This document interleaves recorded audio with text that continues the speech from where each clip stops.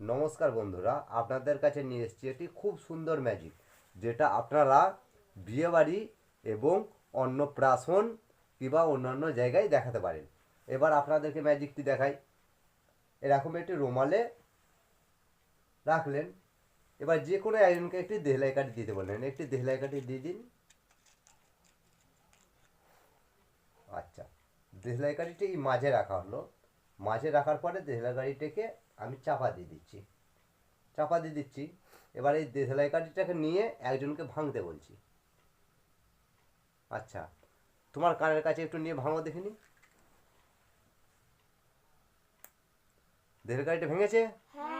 আচ্ছা, আর একবার দেশলাই কাঠিটা আমি ভেঙে দিচ্ছি। আচ্ছা, তুমি একটু কানটা বাড়াও। ভেঙেছে?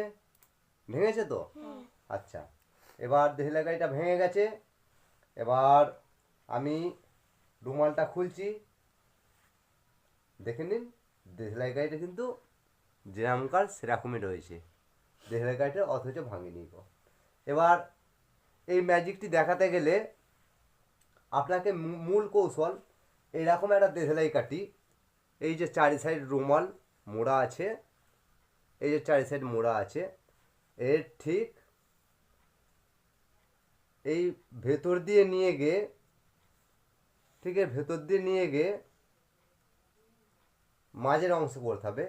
আমি যে মাঝের দেশলাই কাঠিটি দিলাম সেটা ভাঙা হয়েছে, কিন্তু যে দেশলাই কাঠিটা এই মাঝে রেখে দিলাম সেটা কিন্তু ভাঙা হয়নি গো।